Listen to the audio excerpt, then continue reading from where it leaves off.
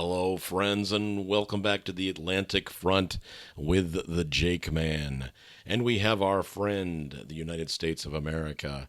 And really, what we've been looking at is some pretty interesting potential for a whole lot of wintry precip that is going to continue through January. But before we talk about that, I just want to wish you guys a great weekend. It's been difficult on a lot of different people out there, and I know that there's probably not a lot of West Coasters that are really tuning in for this, but a lot of the people from the West Coast come out east, and so they do take a look and see what's going on the Atlantic front, so they do say hello from time to time, but keep everyone in your prayers, and I certainly hope that you all will think about our friends out west and give them some thoughts and prayers and keep them in mind, and hit the Red Cross and do whatever you can, folks. It's getting really bad. I'm from California. I haven't been out there for many years, but I lived out there when I was a young man. So it's been a really long time, but I do know that there are some fantastic people out there, and they deserve our attention and our prayers. So hope you're having a great day. It is January 12th, about to be the 13th, and we have more opportunity now for the wintry precip. And as we see right here, and what we'll do is I'll show you, there's our friend Cora. She's out of here. So we're going to go ahead and kind of zoom on in a little bit and see what we got here. So this is the signal, one of the first signal that I was talking about yesterday that no one else seems to want to talk about except for just old Jakeman. This looks like it's got some stuff in there from a temperature perspective. We've got, let's see here. So it's looking like it's 26 in Charlotte, Knoxville. So right around Atlanta's 33, Savannah 38. But all of this air, this just brutally cold air. Let me look at this, folks. Brutally, it's 1 degree in St. Paul. That's just the natural. 19 in Kansas City, Denver, all the way down, way into Dallas, into the 40s. Just a little bit of a draw here, just a smidge. And here we are right here in the Charlotte area, holding fast at 25. Probably some of the coldest I can remember in a really long time. And I know that seems weird since January is a cold month. But so there's the precipitation, and that, my friends, is light rain. And it's definitely something that is giving us a signal, of course. But this is where it gets a little bit interesting. So it is currently right about 10:46, and I'm going to hit play on this. Let's see what this does. I'm like live right there. So look at the changeover right there. Okay, so we've got right into there. Remember that line? All that line was talking about. It looked like it was kind of that cold line was kind of doing like this, kind of zoning in like that. All right, so it's just now skirting, and then we kind of do a little bit of a zone in. Now we've got, or zoom in, now we've got Atlanta and Macon and Savannah in the mix. So here comes that signal. Here comes that precipitation all the way in. So that's about 1:30 tonight. And look at that, folks. That is Atlanta and Macon, and then possibly even Savannah. So we're going to go ahead and hit that thing playing right there. So it looks like maybe we can probably get to 220.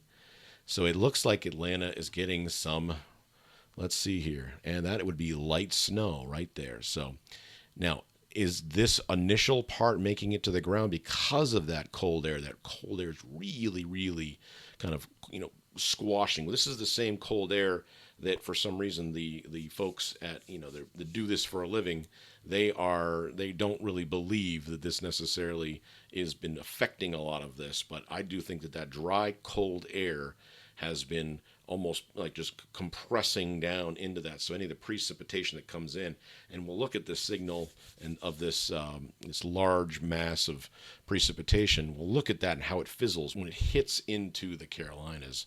So that's the signal. That's what it looks like right now. So that's signal number 1.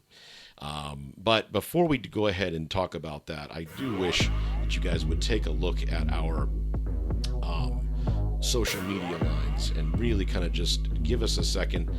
This really does help us out. I can't tell you how much excitement it is for me to see you guys kind of come over there and do that. So I would really appreciate that. Please do. But visit our social media platforms. Well, let's talk about the upcoming signals. We have the GFS in 6 hours, so we're looking at right around about 1 a.m. Tonight. All right, so we'll just get play on this right now. So a lot of the runs have kind of left the building a little bit. So we're going to switch over to the Euro here. So let's see. There's our friend the Euro. Here we go. January 12th at 4 p.m. So this is it jumped all the way to the 14th. So there's our friend the signal right there. And so the Euro doesn't really tell it that it's going to go that far, but all that precipitation, all of this ended up really kind of coming in as more of a wintry event. So it did come in like that. Now, if you go back on my video, I said that cold air was going to come down further down like this. It was kind of plummeting down into the Great Plains and upper Oklahoma and Texas area, kind of the Red River. So all of this kind of dipping down. It was too difficult for a lot of this warmer air and this precipitation to really knock it out. So here's the next one. So that's where it starts hitting. So that area right there, that area kind of said, hello. So we're not gonna do that. So that was what was interesting about that. So we have just a couple of more runs here. So the Euro is saying that we're kind of going to stay dry. So now we get to right around here. This was what was looking at. So this is the 15th. So this is 3 days from now. And the Euro is starting to say out here. So right out in this zone is starting to say, hey, look at me a little bit. And look where the cold air came down, shooting down like this, and a little bit of a warm plume, the switch over, I should say, from a high or a cold level high. So then we have it running a little bit more like this. And what pops up? Another signal right in there. There it is, folks. So this guy down here is coming in, and we're looking at that kind of. It's not as snowy in this run, and there it comes. So there's the next one right there. So we have the run that sits just around the 18th, so about 6 days out. That's when it gets a little bit crazy, and the Euro is always warmer, folks. It's always warmer. So let's take a look at see what the Canada is doing, and we've got a lot of good runs on that. So there's that stuff right now that is putting down. There's that current plume that kind of moved forward there. So there it goes, and there it fizzles right there. So it kind of comes down in. Now this one says this is a little stronger area here, right around, is at the 16th. So that's the 15th, 16th zone. And that kind of almost looks like it has the ability to do a nor'easter or something like that, but doesn't really have the legs for it. So, but that's that next run. So this one is where it gets a little interesting. And the GFS was agreeing with this one until the GFS decided to get a little wonky with me. So that wraparound snow that we were talking about last video. All right. So watch this. So here it comes. And it's coming around. Now that cold air is again pushing as hard as it can. So that's where it's coming through. But no real wraparound snow. And then you see the next big signal. So we've got about 4 or 5 signals coming between the two models. And I wish the GFS would have done something here. But now we've got our friend here. So January 20th. I've been watching January 20, 21st for a couple of days now. And let's go watch this. So there it is. So right at around, let's say, 1 a.m. on January 27th, you have that line that sits just like that. That line that is the dreaded southeastern line.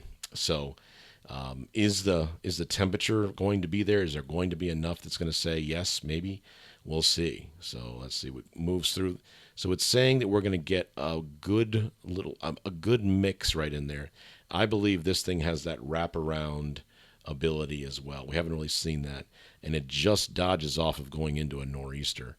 And it looks like it has that ability, but since it stays off here, it's going to dump pretty well all up and down the eastern seaboard. This guy will be interesting as it shoots down. So that's in the 22nd. So that it looks like it was coming this way, and then it kind of takes a little veer, but it does have that kind of that directional, if you can see these blue lines, it does have that directional support that could send it down there, maybe start to, giving some more of that energy. So if you see this energy ever make it down south out of Canada, you're talking about a huge event, a huge amount of moisture. So you do see that from time to time. Here we go. We found it. All right. So the GFS decided to give us a new run that was just starting to so as we see the GFS start to move forward a little bit, okay, it's saying that our little friend didn't even make it down into that little zone, and then the newest run had it coming even further. So the GFS is saying that that's a pretty much drier event there. But as we keep running, so that was one.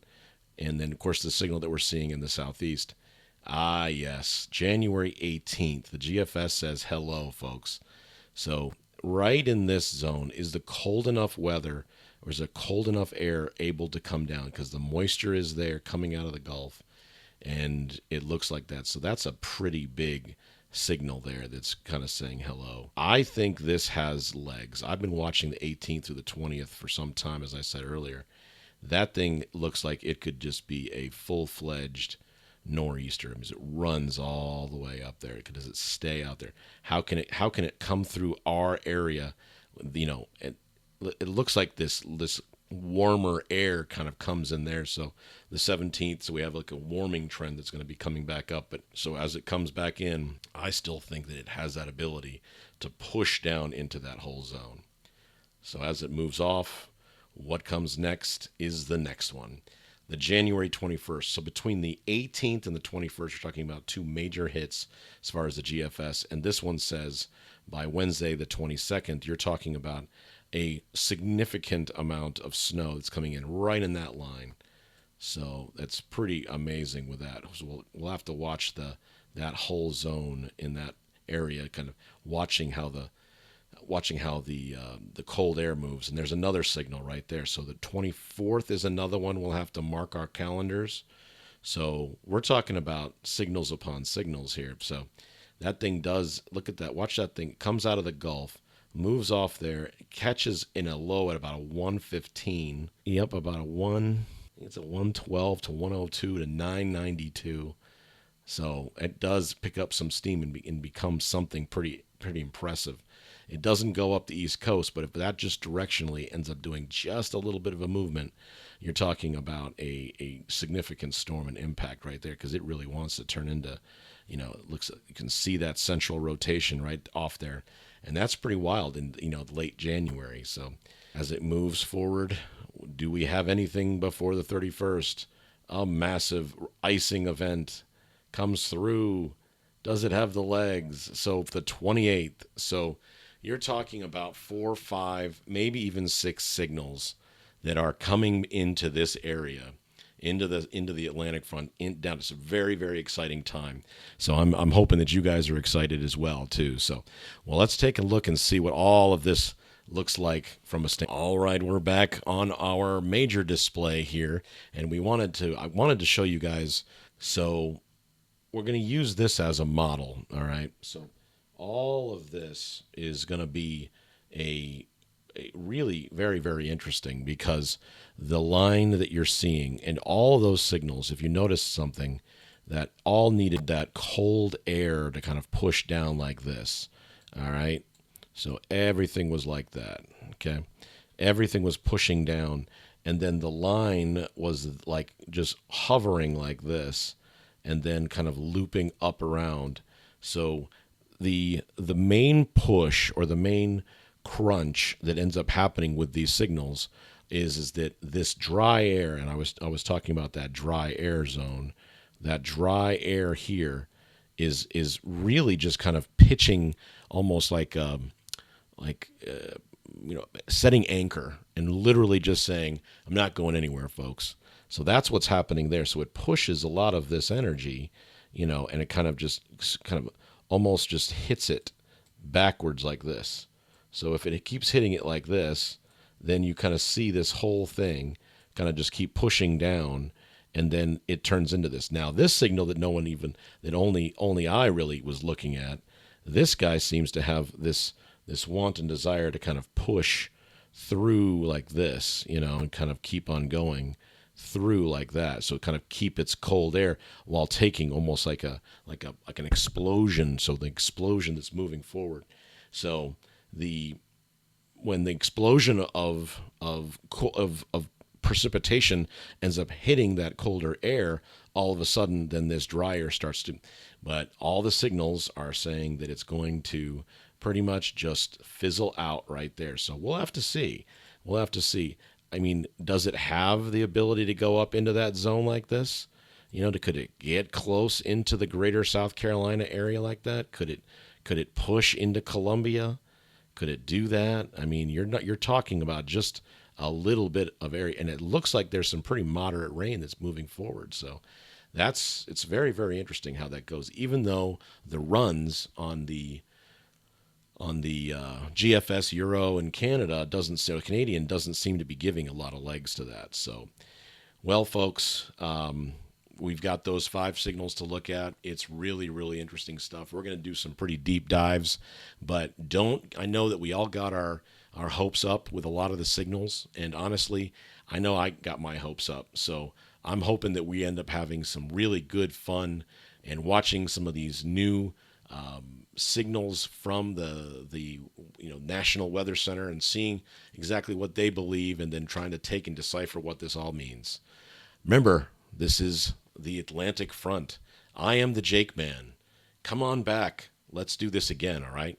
Next time on the Atlantic Front. Make sure and subscribe to all of our social media platforms.